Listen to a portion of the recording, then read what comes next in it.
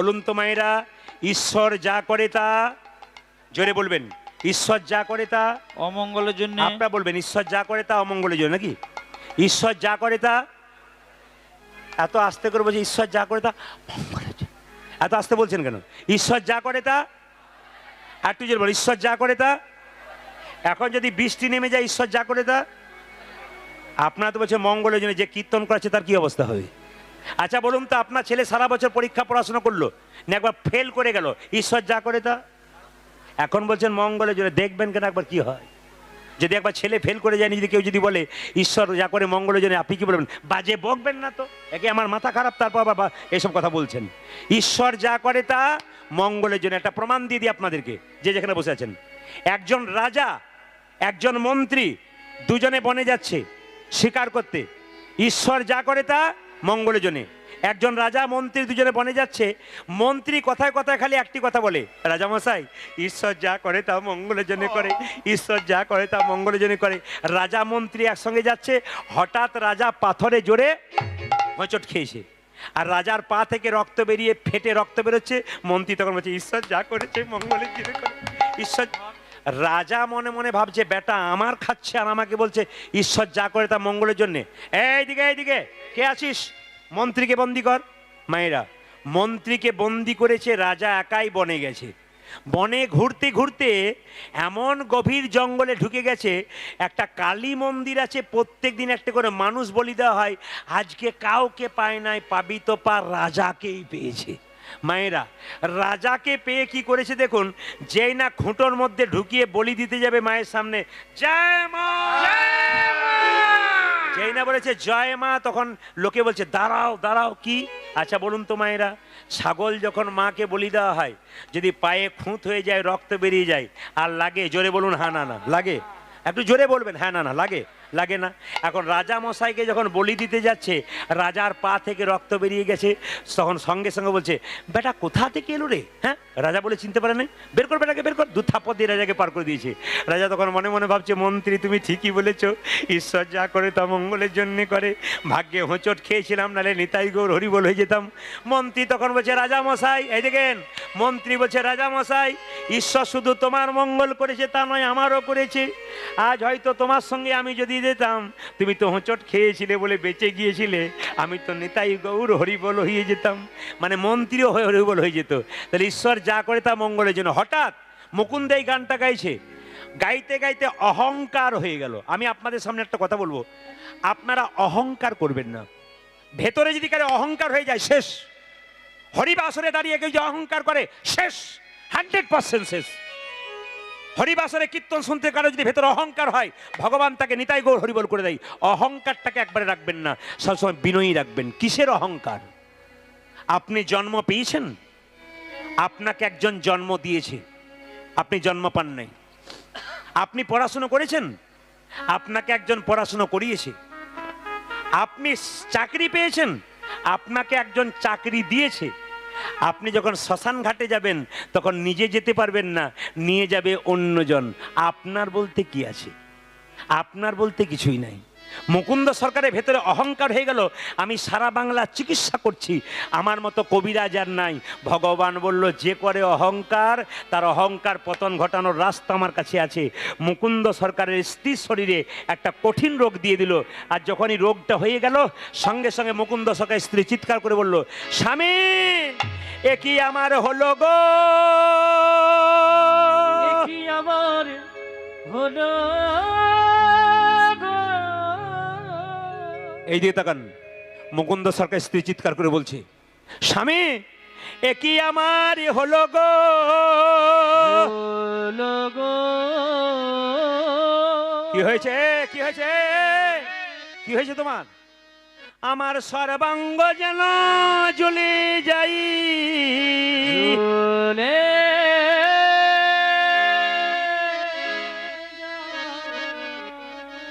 তখনও মুকুন্দ সরকারের অহংকার যায় নাই। মনে মনে ভাবলো, আমি এত বড় কবিরাজ, সবার রোগ ধরতে পারছি, তোমার রোগ ধরতে পারবো না? দেখি তোমার চোখ দেখি, একই। দেখি তোমার জিভ দেখি, একই। দেখি তোমার পায়ের তলগুলো দেখি, একই। দেখি তোমার হাতের তলগুলো দেখি, একই।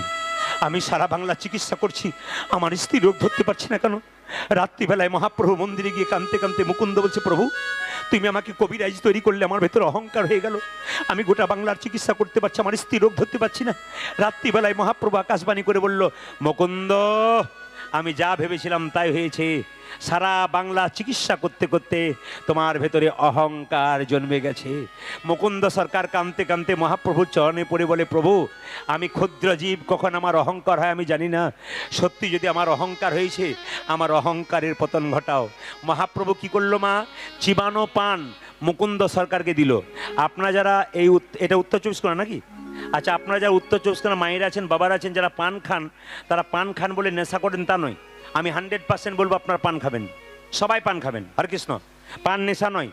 পান কখন নেশা? মহাপ্রভু সন্ন্যাসের আগে পান খেয়েছিল, সন্ন্যাসের পর আর পান খায়নি। মহাপ্রভু সন্ন্যাসের আগে পান খেয়েছিল, সন্ন্যাসের পর পান খায় নাই। পানের জন্ম কোথা থেকে মা? স্বর্গ থেকে, যখন সমুদ্র থেকে যখন অমৃত উঠেছিল, দেবতা স্বর্গদের মধ্যে অমৃতর হাঁড়ি নিয়ে মারামারি চলছিল, এক ফোঁটা অমৃত মাটিতে পড়ে যায় আর সেই থেকে পান গাছের জন্ম হয়। ওই জন্য সবাই লক্ষ্য করুন মায়েরা, পানের জন্ম হচ্ছে অমৃত থেকে। ওই জন্য পুজোতে দেখবেন পান লাগে, জোরে বলুন হ্যাঁ না না, পুজোতে পান লাগে। আচ্ছা মায়েরা, এইদিকে দেখবেন ছেলের অন্নপ্রাশন হয়, ছেলে মেয়ের বিয়ে হয়, মাথাতে আপনারা কি দিন নিয়ে আশীর্বাদ করেন? জোরে বলুন। ধান আর, জোরে বলুন কি কি দিন? ধান আর দুর্বা। বলুন তো ধান আর দুর্বাটা দেওয়া হয় কেন? দুর্বা ঘাস গ্রীষ্ম বর্ষা শরৎ হেমন্ত যতই রৌদ্র হোক দুর্বা ঘাস মরে, জোরে বলুন না হ্যাঁ না না, দুর্বা ঘাস মরে না। দুর্বা ঘাস যেমন চিরজীবী হয়ে থাকে সেরকম। আর ধান মানে কি? লক্ষ্মী।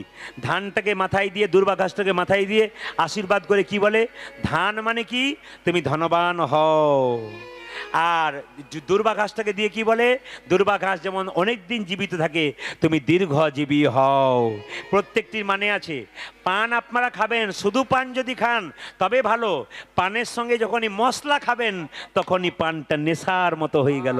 ওই জন্য শুধু পান যদি কেউ খান মা, শরীরে ক্ষতি হয় না, অমৃতের মতো কাজ করে, কিন্তু পানের সঙ্গে যখনই মশলা খাবেন তখন কাজ হয় না। মুকুন্দ সরকার যে না চিবানো পানটা তার স্ত্রীকে দিয়েছে, তার স্ত্রীর রোগ তো ভালো হয়ে গেছে মা। আর মুকুন্দ সরকার গাইতে গাইতে যাচ্ছে, ভগবানের কি লীলা, আজকে মহাপ্রভু চিবানো পান দিয়েছে আমার স্ত্রীকে দেব। ওগো যশোদার দুলাল, যশোদার দোলাল, তুমি বজের রাখাল, বৃন্দাবন মন হারি। উলধ্বনি। যশোদার দোলাল, ব্রজের রাখাল, এই যে বৃন্দাবন কোনটা বাড়াও মনিটর। হারি। যশোদার দুলাল, বজের রাখাল, বৃন্দাবন মন হারি। যশোদার ব্রজের রাখাল, বৃন্দাবন ধন হরে। গোপীজানা বল্লভ রাধিকা রমনা, গোপীজানা বল্লভ রাধিকা রমণ, গোপীজানা বল্লভ রাধিকা রমনা।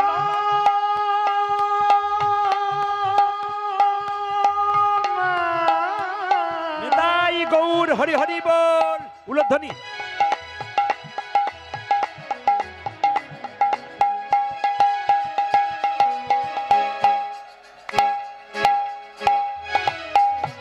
হে প্রাণব বল্লভ, সবাই মিলে উলধ্বনি দেবেন, সবাই ভক্তি করে।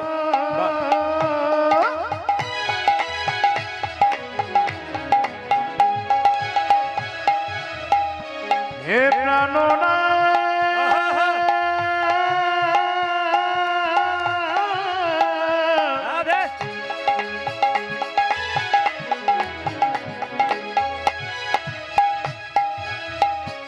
হে প্রাণব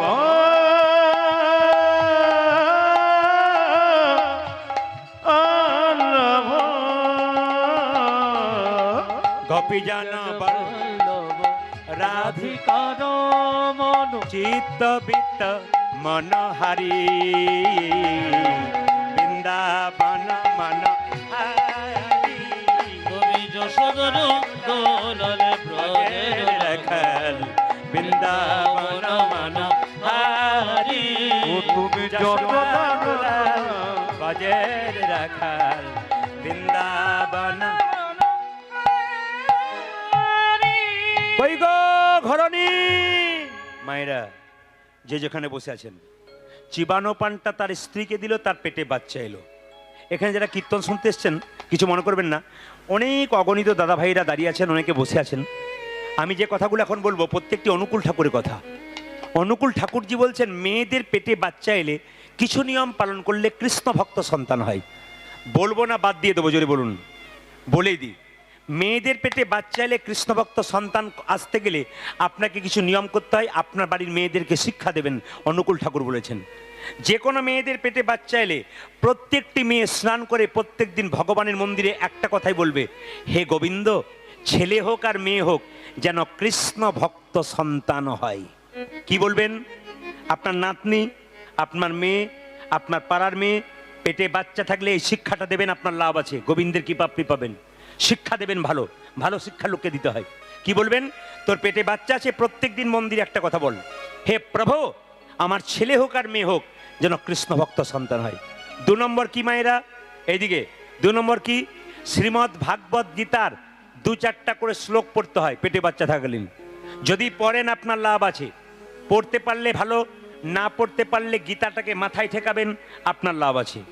3 নম্বর, তুলসী গাছে প্রত্যেক দিন জল দেবেন, পরিক্রমা করবেন 4 বার এবং গলায় কাপড়টা দিয়ে কৃষ্ণ ভক্ত সন্তান হবে। 4 নম্বর, কোনো সাধুগুরু বৈষ্ণবকে বাড়িতে দেখে তার উচ্ছিষ্ট প্রসাদ আপনি গ্রহণ করবেন, দেখবেন আপনার কৃষ্ণ ভক্ত সন্তান হবে। সাধুগুরু বৈষ্ণবকে দেখলে উচ্ছিষ্ট প্রসাদ খেতে হয়, কৃষ্ণ ভক্ত সন্তান জন্ম হয়। আজকে কিন্তু যিনি গর্ভে সন্তান রেখেছেন মুকুন্দ সরকার স্ত্রী, তিনি এগুলো পালন করেছিলেন। মহাপুরুষের আত্মা চারিদিকে ঘুরে বেড়াচ্ছে, ভালো প্ল্যাটফর্ম পাচ্ছে না, তাই আসছে না। আজকে বিবেকানন্দের জন্ম নাই কেন, আজকে রবীন্দ্রনাথের জন্ম নাই কেন? তাদের আত্মা চারিদিকে ঘুরে বেড়াচ্ছে, মায়েদের ভালো প্ল্যাটফর্ম নাই, তাই আসতে পারছে না। মায়েরা, আপনাদের পেটে বাচ্চা থাকলে আপনারা কিছু ভালো কর্ম করুন, আপনাদের সন্তান ভালো হবে।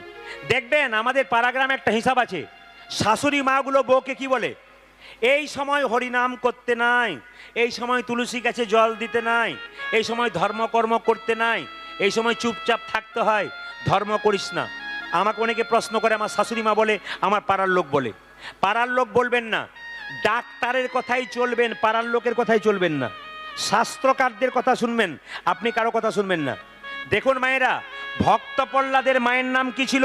কয়াধু। এইদিকে কয়াধুর পেটে যখন ভক্ত প্রহ্লাদ ছিল, তখন ভক্ত প্রহ্লাদ নারদ মুনির কাছে কয়াধু কি করেছিল? হরিকথা কৃষ্ণ কথা স্মরণ করেছিল, তার জন্য ভক্ত প্রহ্লাদের মতো সন্তান জন্ম দিয়েছিল। ও মায়েরা, অর্জুনের স্ত্রীর নাম কি ছিল? সুভদ্রা।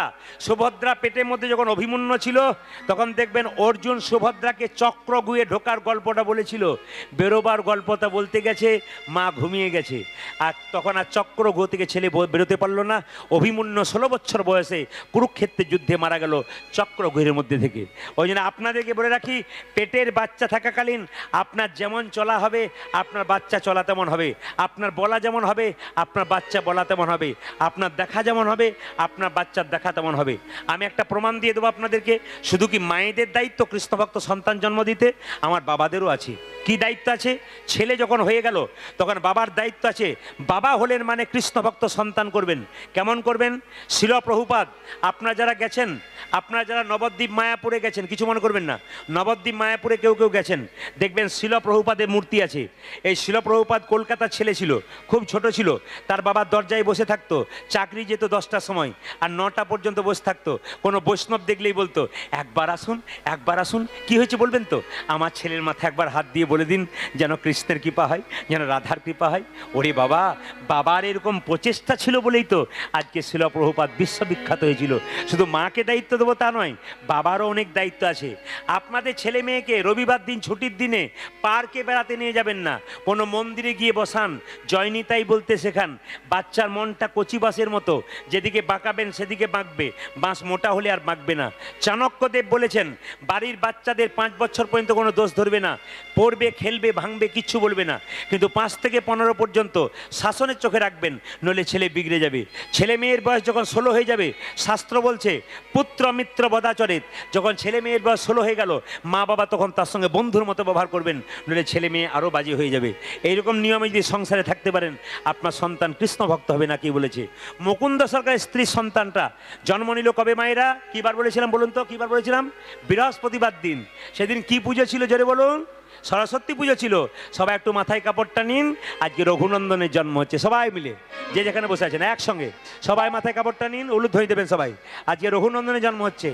আহা হেন কালে হে জন্মিল, সবাই সবাই আহা হেন কালে হে জন্মিল শ্রী রঘুনন্দন, হেন কালে হে জনমিল জন্মিল, শ্রী রঘুনন্দন, হেন কালে হে জন্মিল শ্রী রঘুনন্দন। জন্ম নিল রে উলুধ্বনি।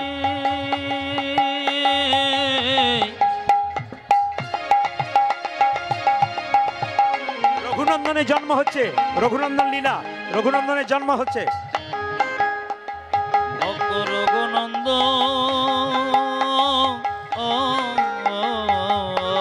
আহারে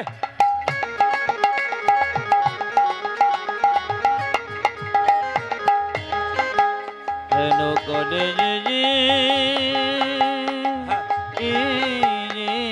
যে আহারে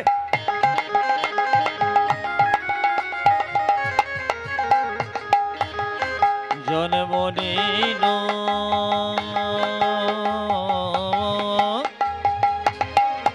আজ হেন কালে জন্মিল শ্রী রঘুনন্দ, হেন কালে জন্মিল শ্রী রঘুনন্দন।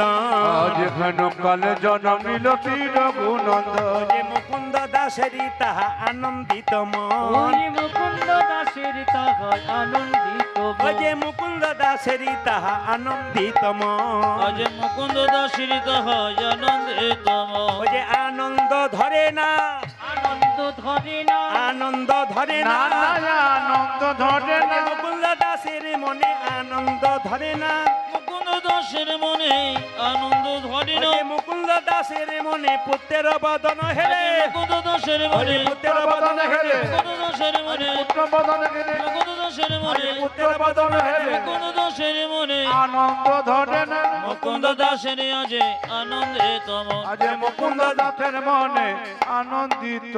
মুকুন্দ দাসের মনে আজই আনন্দিত মন। মুকুন্দ দাস আজকে আনন্দ পাচ্ছে কেন? সরস্বতী পুজোর ছেলে জন্ম হয়েছে। আচ্ছা বাবা কিছু মনে করবেন না, একটি ভুল ধারণা সবার আমি ভাঙিয়ে দিয়ে যাব।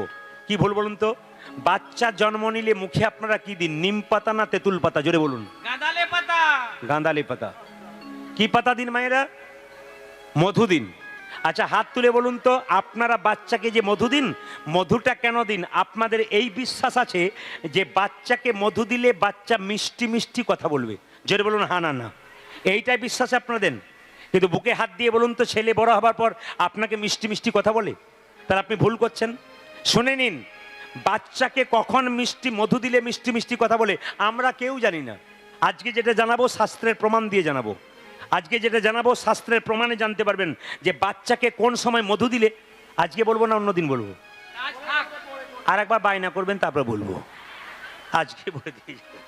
আমার সময় খুব কম, আমি আজকে বলে দিয়ে যাই। তবে আমি আজকে আমাদের সমীরকে কথা দিয়েছিলাম যে আমি 6টা থেকে 9টা করব, কিন্তু তার জন্য ও বলল যে বাবা একটু বাড়িয়ে দেবেন।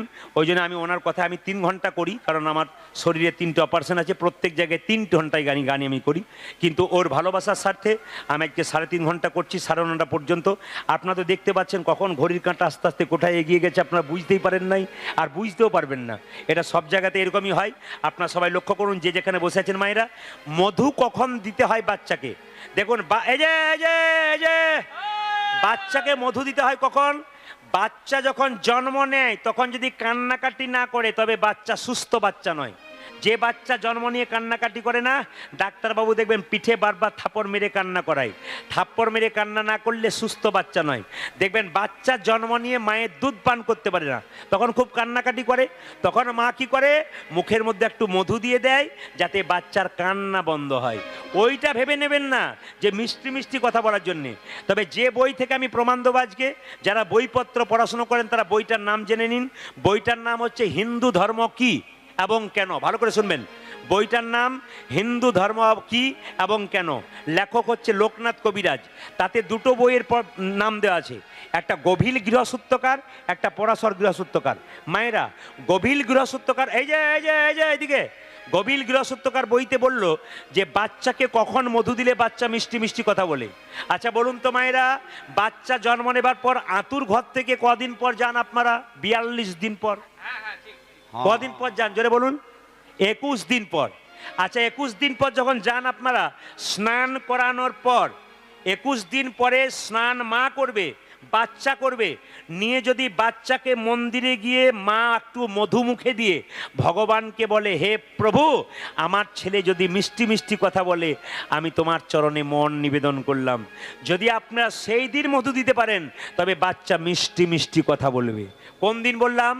গভীর গৃহসত্য কোন দিন মনে রাখবেন কিন্তু, যেদিন আতুর ঘর থেকে যাবেন 21 দিন পর বাচ্চাকে স্নান করাবেন, আপনি স্নান করবেন, সেদিন আপনারা মধু দেবেন। আর পরাশর গৃহসত্যকার বলে একটা বই, তাতে পরিষ্কার করে বললো কোন দিন মধু দেবেন? যেদিন অন্নপ্রাশন হয়। আচ্ছা এতজন কীর্তন শুনছেন, আসল মানে কেউ জানেন না যে অন্নপ্রাশন কেন করা হয়। সবাই জানেন যে দাঁত বড় হয়েছে, ভাত খাবার মতো মুখ হয়েছে, ওই জন্য আমরা অন্নপ্রাশন করি। এটা আপনারা ভুল করছেন। অন্নপ্রাশন কেন করা হয়? শাস্ত্র বলল মায়ের পেটে বাচ্চা থাকাকালীন বাচ্চা মলিন খাবার খায়। মায়ের পেটে বাচ্চা থাকাকালীন বাচ্চা ময়লা খাবার খায়, মলিন খাবার খায়। ওই মলিন খাবারের দোষটা কাটানোর জন্যে বাচ্চার অন্নপ্রাশন করা হয়। খুব ভালো করে জানিন, মলিন খাবারটা দোষ কাটানোর জন্য বাচ্চার অন্নপ্রাশন করা হয়। ও মায়েরা, অন্নপ্রাশনের দিনে পরাশর গৃহসত্যকার বইতে বলল, অন্নপ্রাশনের দিনে ছেলেটাকে সকালবেলায় স্নান করিয়ে আপনি ভালো জামা কাপড় পরিয়ে আমার দিকে তাকান, কি করবেন সবাই দেখে নিন। অন্নপ্রাশনের দিনে বইতে বলল কখন মিষ্টি মিষ্টি কথা বলবে, এরকম করে ছেলেকে কোলে নেবেন, সূর্যদেবের দিকে সকালে তাকাবেন, সূর্যদেবকে প্রণাম করে বলবেন, হে সূর্যদেব, তুমি যেমন দীপ উজ্জ্বল দীপ্যমান, আমার ছেলে যেন উজ্জ্বল দীপ্যমান হয়, প্রার্থনা করবেন সূর্যদেবের কাছে। তারপর কি করবেন? মাটিতে শুইয়ে দেবেন। তারপর মন্দিরে গিয়ে শুইয়ে দিয়ে আপনি পরমান্নটা দেবার আগে, পায়েসটা দেবার আগে একটুখানি মধু দিয়ে বলবেন, হে প্রভু, আজকে পরমান্ন দিলাম, আজকে অন্নপ্রাশনের দিনে, তার আগে মধু দিলাম, আমার ছেলে যেন মিষ্টি মিষ্টি কথা বলে। আপনাদের দুটো সুযোগ দিলাম, এই দুটো সুযোগ আপনারা ব্যবহার করবেন। যদি না হয় আমাকে বলবেন, দেখে নেবেন বাচ্চা মিষ্টি মিষ্টি কথা বলবে। কোন দিন? বাচ্চাকে জন্ম দেওয়ার পর 21 দিন পর একবার দিতে পারেন, কিংবা অন্নপ্রাশনের দিনে মুখে একবার দিতে পারেন মধু, দেখবেন মিষ্টি মিষ্টি কথা বলবে। কিন্তু মুকুন্দ সরকার ছেলে জন্ম নিলে সরস্বতী পুজোর দিনে, আজকে সব দোকান বন্ধ, কি করে মধু পাবে? মধু কেনার পয়সা থাকলেও কিনতে পারছে না তো। কি করলো মায়েরা? দুই কানে শোনাইল মধুর হরিনাম, দুই কানে শোনাইল মধুর হরিনাম, দুই কানে শোনাইল মধুর হরিনাম, দুই কানে শোনাইল মধুর হরিনাম, হরিনামে শোনালো, হরিনামে শোনালো, হরিনামে শোনালো, মধুর হরিনামে শোনালো, সংসারের কথা শোনার আগে হরিনামে শোনালো, সংসারের কথা শোনার আগে হরিনামে শোনালো, সংসারের কথা শোনার আগে হরিনামে শোনালো, সংসারের কথা শোনার ওই যে নামে ময়দাহ হলো, সংসারের কথা শোনার ওই যে নাম ময়দাহ হলো, সংসারের কথা শোনার ওই যে নাম ময়দাহ হলো, সংসারের কথা শোনার ওই যে নাম ময়দাহ হলো, সংসারের কথা শোনার ওই যে নাম ময়দাহ হলো, হরিনামে শোনালো, আজ দুই কানে শোনাইল মধুর হরিনাম, দুই কানে শোনাইল মধুর ও মায়েরা, লক্ষ্য করুন, ছেলেটা যখন হলো, কি পুজোর দিনে হলো জোরে বলুন? সরস্বতী পুজোর দিনে হলো। লীলাটাকে শুনছেন আপনারা, তত্ত্বের মাধ্যমে ছোট ছোট তত্ত্ব লীলাটা শুনছেন। কি পুজোর দিনে হলো? সরস্বতী পুজোর দিনে। মায়ের কাছে প্রার্থনা করছে, আপনাদের সরস্বতী পুজোর দিনে ছেলে হলে আপনারা কি বলেন? যেন গাড়ি পায়, বাড়ি পায়, টাকা পায়, চাকরি হয়, ডাক্তার হয়, ইঞ্জিনিয়ার হয়। বাবা যেমন ছেলে তেমন। বাবা কি চাইলো? মা সরস্বতী, আজকে তোমার পুজোর দিনে ছেলে হয়েছে, আশীর্বাদে করো মা, আশীর্বাদে করো মা, আশীর্বাদে করো মা, আশীর্বাদে করো কি কি যেন ভাগবতে পড়তে পারে, আশীর্বাদে করো মা, যেন ভাগবত পড়তে পারে, আশীর্বাদে করো যেন মা, ভাগবতে পড়তে পারে, আশীর্বাদে করো মা, হরি যেন বল। ভাগবতে পড়তে পারে, আশীর্বাদে করো মা, যেন সংকীর্তন গাইতে পারে, আশীর্বাদে করো মা, যেন সংকীর্তন গাইতে পারে, আশীর্বাদে করো মা, যেন সংকীর্তন গাইতে পারে, হরি হরি হরি বলে, যেন ভাগবতে পড়তে পারে, হরি হরি হরি বলে, সংকীর্তন গাইতে পারে, হরি হরি হরি যেন বলে, ভাগবতে পড়তে পারে, হরি হরি হরি যেন বলে, সংকীর্তন গাইতে পারে, হরি হরি হরি বলে, আশীর্বাদে করো মা, দুই কানে শোনা যেন মধুর হরিনাম, দুই কানে শোনাইল মধুর হরিনাম। ছেলেটা জন্ম নিল, নাম রাখলো রঘুনন্দন। আমি আপনাদের এই পুবের ঘেরিতে বলতে চাই, আপনারা যারা ছেলে জন্ম নেবেন, মেয়ে জন্ম দেবেন, নামটা কিন্তু যাকে তাকে দিয়ে রাখাবেন না, আপনার গুরুদেবকে ডেকে নাম রাখাবেন। নামটা পবিত্র নাম রাখবে, তিথি নক্ষত্র অনুযায়ী নাম রাখবে। নাম রাখবেন কীরকম? মহাপুরুষের নাম অনুযায়ী ছেলে মেয়ের নাম রাখতে হয়। মহাপুরুষ বিদ্যাসাগরের নামে ছেলের নাম রাখবেন, রবীন্দ্রনাথের নামে রাখবেন, সুকান্তের নামে রাখবেন। দেখবেন যদি বড় বড় মহাপুরুষের নামে ছেলের নাম রাখা যায়, মনোবিজ্ঞানীরা বলল ছেলেরা সেরকমই তৈরি হয়। এবার লক্ষ্য করুন, আর মেয়েদের নাম মহিষী নারীর মতো নাম রাখবেন, বিষ্ণুপ্রিয়া, লক্ষ্মীপ্রিয়া, কৃষ্ণপ্রিয়া নাম রাখতে পারেন। আর মায়েরা কিছু মনে করবেন না, ছেলের নাম কৃষ্ণ বিষ্ণু নারায়ণ রাখতে পারেন। যতবার কৃষ্ণ বিষ্ণু বলবেন, 10 বার বলবেন, 2 বার গাল দেবেন, 8 বার তো ভালো বলবেন। তবে কিছু মনে করবেন না, আমি কালকে পরশু তারিখে গান করছিলাম কলকাতায়, যেখানে করছিলাম নাম করব না, ইউটিউবে চলে যাবে, সেই জায়গাতে গেছি গান করতে। যে ভদ্রলোকের বাড়িতে বাসা, তাকে জিজ্ঞেস করলাম, দাদা আপনার কটা ছেলে মেয়ে? বলছে, দাদা কিছু মনে করবেন না, আমার মেয়ে নাই, আমি পঞ্চপাণ্ডবের বাপ। পঞ্চপাণ্ডব মানে বুঝতে পারছেন? কি বুঝলেন? বলছে আমি 5টা ছেলের বাবা। আমার বাহ, তাহলে ছেলেদের নাম নিশ্চয়ই ভীম, অর্জুন, যুধিষ্ঠির, নকুল, সহদেব। বলছে না, ওই নাম রাখি নাই। কি নাম রেখেছো? আধুনিক নাম রেখেছি। বড় ছেলের নাম রেখেছি ঝন্টু, মেজর নাম রেখেছি নান্টু, আর 3 নম্বরের নাম রেখেছি মন্টু। মন্টু, নন্টু, ঝন্টু। আর 4 আর 5-এর নাম রেখেছি নাট আর ভল্টু। আমি বললাম, দাদা কিছু মনে করবেন না, ঝন্টু মন্টু নন্টু আপনার কাজে লাগবে না, কিন্তু শেষ বয়সে নাট আর ভল্টু আপনার কাজে লেগে যাবে। বললো, বুঝতে পারলাম না। শেষ বয়সে আপনার শরীরের পার্টস যখন ঢিলো হবে, নাট ভল্টু তখন আপনাকে টাইট করে দিয়ে ছেড়ে দেবে। এই জন্য আপনাদের কাছে নিবেদন রইল, মায়েরা ছেলের নাম রাখবেন কি ভগবানের নামের সঙ্গে। আজকে যে ছেলেটির নাম রঘুনন্দন, তিনি কে? শাস্ত্র বলল কামদেব মদন। কামদেব মদন তার 5টা বাণ কৃষ্ণকে মেরেছিল। কৃষ্ণ বলল, কামদেব আমার দেওয়া বাণ তুই আমাকে মারলি, অভিশাপ দিলাম তোর মর্তকুলে জন্ম হোক। কামদেব মদন কেঁদে কেঁদে বলল, অভিশাপ যদি দিলে মর্তকুলে জন্ম হোক, আশীর্বাদ দেওয়ার জন্য গোবিন্দের চরণ পাই। তাই সেই কামদেব মদন জন্ম নিল রঘুনন্দন রূপে।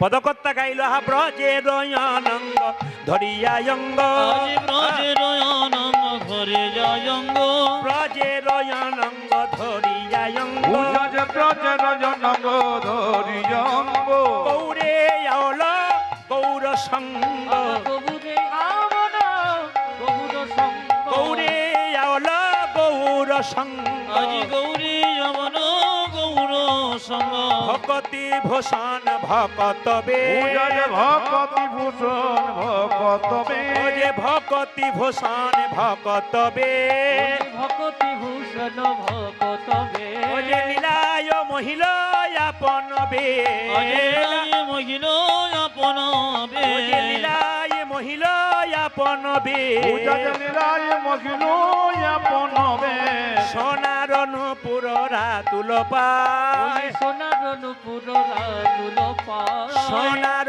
নূপুর রাতুল পায়, সোনার নূপুর রাতুল পায়, শেখর শরণ লইনু তাই, শেখর শরণ লইনু তাই, শেখর শরণ লইনু তাই, আজি শেখর শরণ লইনু তাই, আমরা শরণে নিলাম, শরণে নিলাম, আমরা শরণে নিলাম, শরণ নীলা, ওরে রঘুনন্দনে শ্রীচরণে শরণে নিলাম, নন্দনের শ্রীচরণে শরণে নিলাম, ওরে রঘুনন্দনে শ্রীচরণে হরি হরি হরি বলে, রঘুনন্দন আজ শ্রীচরণে হরি হরি হরি বলে, রঘুনন্দন শ্রীচরণে আজ হরি হরি হরি বলে, রঘুনন্দন শ্রীচরণে আজ হরি হরি হরি বলে, রঘুনন্দন শ্রীচরণে শরণ নীলা।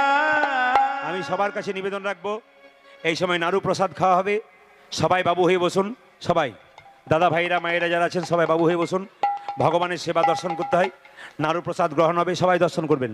দাদা ভাইরা যারা উপরে আছেন তাদের বলবো একটু করজোরে বসুন, মায়েরা করজোরে বসুন, সবাই মাথায় কাপড়টা নিন। যে যেখানে বসে আছেন প্রদীপ পাল দেখতে পাবে না, ভগবান দেখতে পাচ্ছে, সবাই একবারে করজোরে বসুন। আজকে মুকুন্দ সরকার, রঘুনন্দন সরকার দুজনে বসে আছে, মুকুন্দ সরকার গোপীনাথকে নাড়ু খাওয়াচ্ছে, সবাই দর্শন করুন।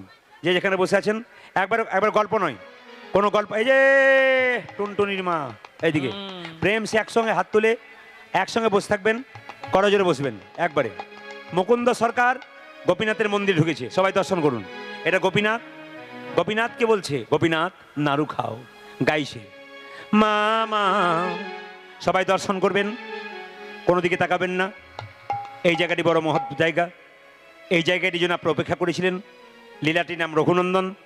অর্ধেকটা পাথরের নাড়ু কেন হলো এখনই দর্শন করবেন সবাই মিলে। মা মা অন্তর মন্দিরে, মন্দিরে কেউ কারো দিকে ইশারা নয়।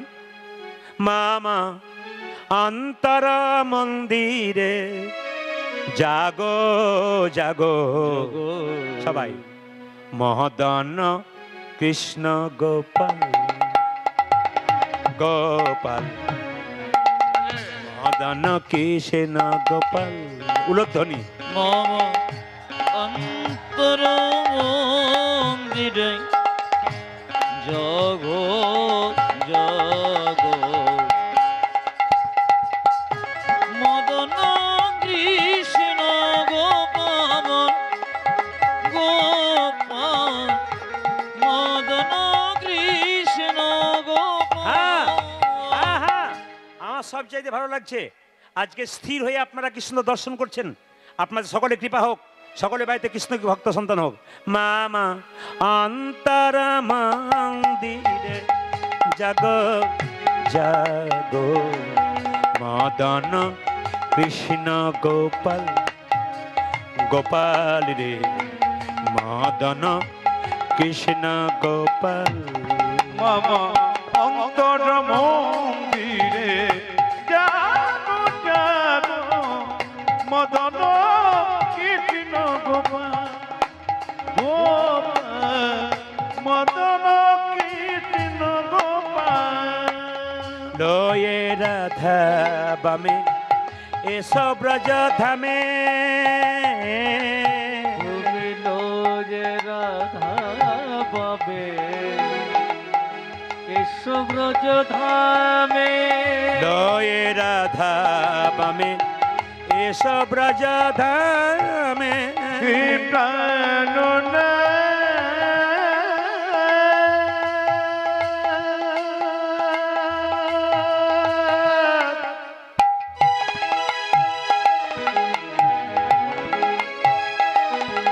উলুধ্বনি উলুধ্বনি হে প্রাণব উলুধ্বনি জোরে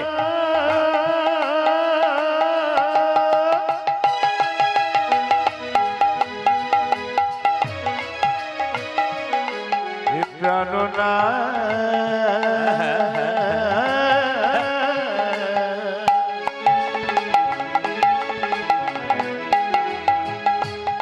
হে প্রাণব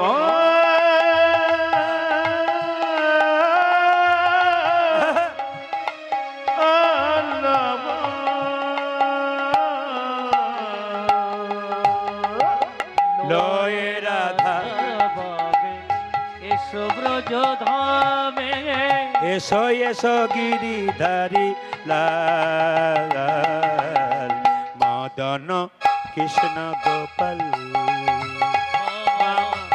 অন্তর মন্দিরে জাগো জাগো মদন কৃষ্ণ গোপাল গোপাল মদন কৃষ্ণ কবিরাজ আজকে যে কীর্তন করতে এসেছি সমীরের কাছে, যে ঠাকুমাকে দেখতে পাচ্ছেন ইনি ওর আসল গুরু, খুব জ্ঞানী মানুষ।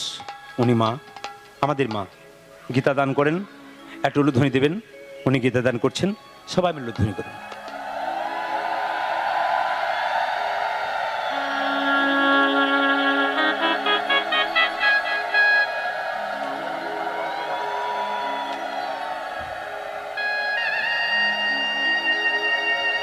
এই ছেলেটিকে একটু আশীর্বাদ করে দিন, সবাই মিলে হাত তুলে। তাই গৌর হরি হরি বল। যেন কৃষ্ণ কীর্তন চালাতে পারি প্রতি বছর। আসলে যে যেখানে বসে আছেন আসতে,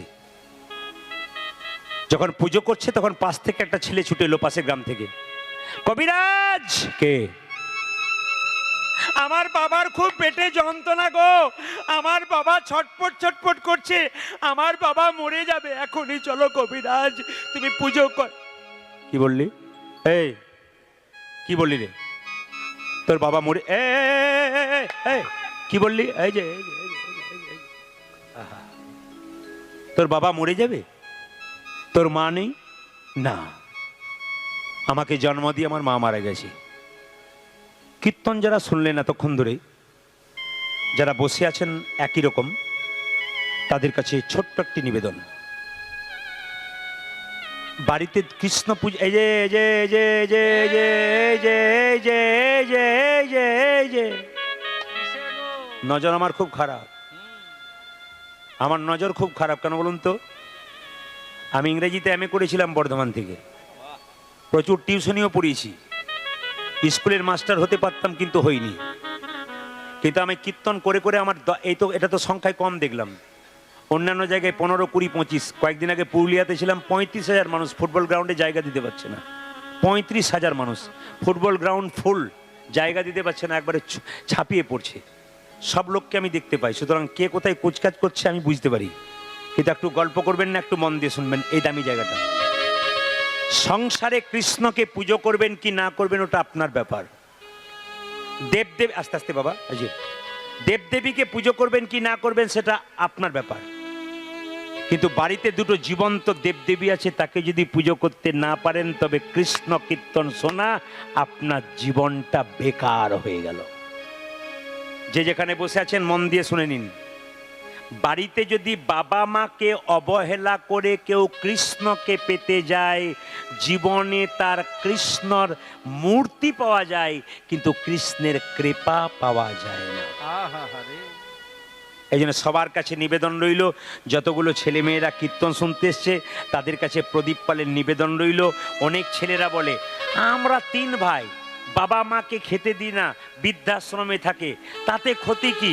আমাদের তো দালান দিনের পর দিন বেড়েই যাচ্ছে। বললাম দালান তোমার বাড়ছে, সুখ বাড়ছে? বলছে না, শান্তি নাই, ছেলেকে নিয়ে শান্তি নাই, মেয়েকে নিয়ে শান্তি নাই। বাবা, লোকে বলে ডাল ভাত খাবি তবু আচ্ছা, একটু শান্তিতে থাকবি ওটাই ব্যাপার। টাকা পয়সা সোনার ছপ্পর খাটে শুলে, কিন্তু 1 টাকার ঘুমের ট্যাবলেট না খেলে ঘুম এলো না। অমন ঘুমের দাম কি আছে? ফুটপাতের মাথায় কত লোক ঘুমাচ্ছে, তারা দিব্যি নাক ডেকে ঘুমাচ্ছে। কোটিপতি শুয়ে আছে ছপ্পরে, তার ঘুম নাই, ভ্যাল ভ্যাল করে সারা রাত্রি তাকাচ্ছে। এমন টাকার কি দাম আছে?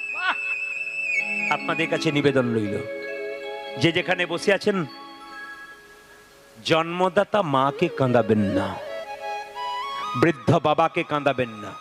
এই যে বাবা হলো বাড়ির ছাদ, মা হলো খুঁটি, এই দুটো যেদিন চলে যাবে সংসার সেদিন নিতাই গৌর হরিবল হয়ে যাবে। মা বাবাকে কেউ কাঁদাবে না।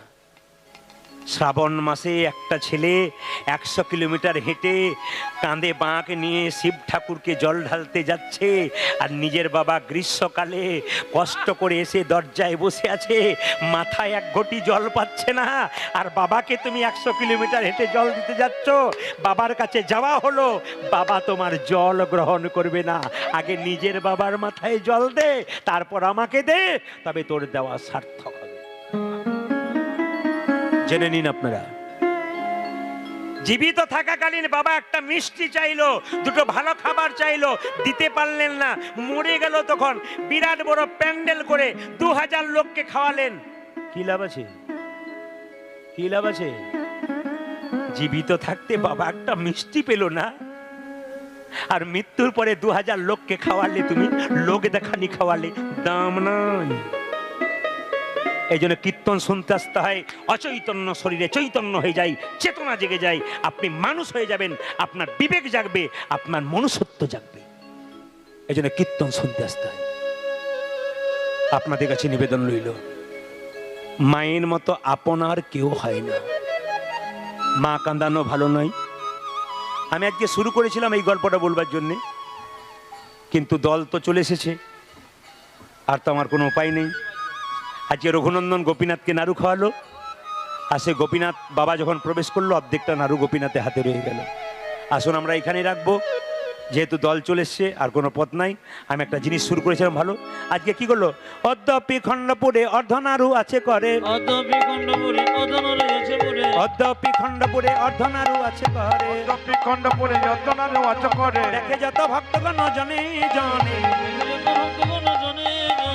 দেখে যত ভক্তগণ জনে জনে, দেখে যত ভক্তগণ জনে জনে, বাজের মদন যেই শিরগুণন্দন সেই, ব্রজের মদন যে শিরগুণন্দন সে, বাজের মদন যেই শিরগুণন্দন সেই, ব্রজের মদন যে শিরগুণন্দন সে, উদ্ধব দাসর সভনে ভনে, উদ্ধব দাসর সভনে ভনে, আজ মিলনে হলো রে, মিলনে হলো রে, মিলনে হলো রে, মিলন হলো রে, ভক্তার ভগবানের মিলনে হলো রে, ভক্তের ভগবানের মিলন হলো রে, ভক্তার ভগবানে হরি হরি হরি বলে, ভক্তের হরি হরি হরি হরি বল হরি বল হরি বল হরি বল হরি বল হরি বল হরি বল হরি হরি বল